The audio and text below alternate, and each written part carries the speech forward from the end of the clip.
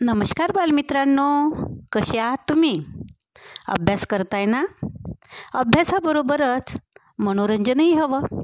म्हणून मी तुमच्यासाठी गोष्टीचा खजिना ह्यामध्ये नवीन नवीन गोष्टी घेऊन आली आहे.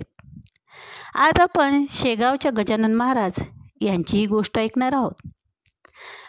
गजानन महाराज बंकटलालाच्या घरी राहिले खरे, पण ते अधूनमधून गुपचूप निघून जात असत. महाराज असेच एके दिवशी शेगावातून गेले ते थेट अकोट गावी पोहोचले. तेथे त्यांनी विठ्ठल भक्त नरसिंगजी यांची भेट घेतली. त्यांच्या भेटीमुळे त्या दोघांनाही खूपच आनंद झाला.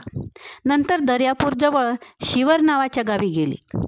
तेथे त्यांनी ब्रजभूषण पंडित या भक्ताची पूजा स्वीकारली.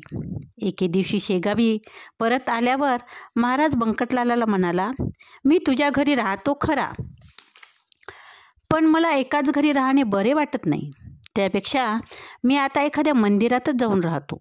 बंकटलाल म्हणाला, "महाराज, असं करू नका. तुम्हाला आमच्याकडून काही त्रास होतो का?" "तसं नाही रे बंकटलाला. अरे मी तर शेगावातच राहणार, तुझ्या घरीही येत जाणार. शिवाय आपली रोजच भेट आहेच की."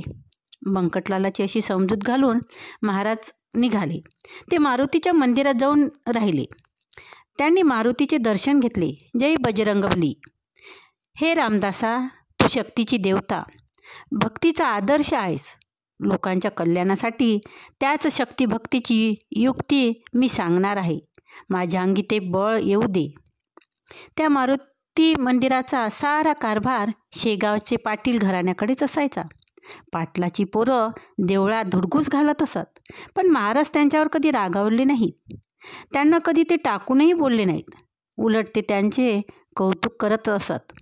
एके दिवशी पाटलाचा एक तरणा बांड पोरगा हरी पाटील महाराजांना ऐटीत म्हणाला, "गणोबा, माझ्याशी कुस्ती करणार का? पाहू दे तरी मला तुझ्या अंगातलं बळ." महाराज म्हणाले, "हे पहा, मी अशी मांडी घालून बसतो आहे. तू मला उठून उभा कर, म्हणजे झालं. दाखव तुझी शक्ती." हे ऐकून हरी पाटील म्हणाला, "गण्या, तुझ्या हडकुळ्या शरीराला उभं करणं एकाच हातात हात पुरेसा आहे. बघ, दाखवतो तुला माझा हात." हरिपाटलाने महाराजांच्या बगलेत हात घातला. तो त्यांना उठवू लागला, पण छे. मग दोन्ही हातांनी तो उचलू लागला, तरीही छे. मग गुडघे टेकून सारे बळ एकवटून महाराजांनी उभं करण्याचा तो प्रयत्न करू लागला. तरीही महाराज हलेनात. हरिपाटील मेट्टा कुटीला आला. थकला, दमला, तरीही महाराजांची मांडी कायमच. योगबळाने जमिनीला ती चिटकून बसली. शेवटी हरिपाटील महाराजांना शरण गेला.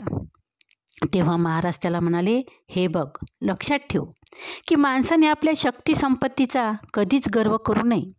दुसऱ्याची हेटाळणी करू नये. दुबळ्यांना मदत करावी. सर्वाभूती देव आहे हे जाणावे."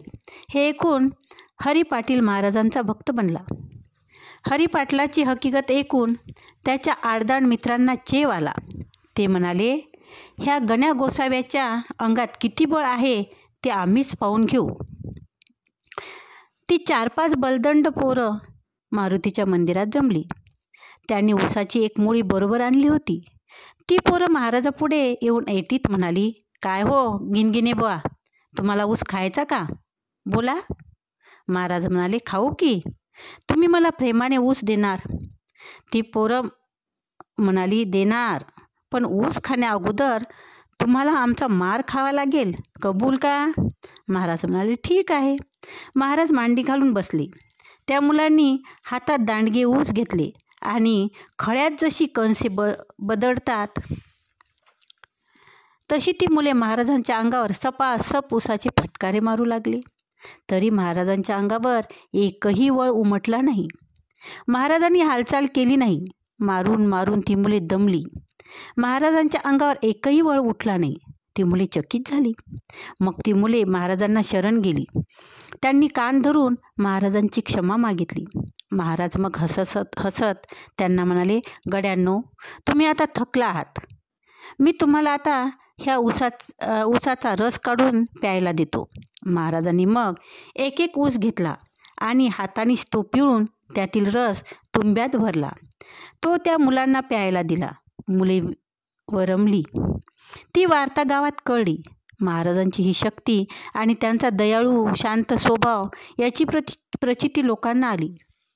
मग त्या मारुतीच्या मंदिरात यात्रेसारखी गर्दी होऊ लागली. धन्यवाद.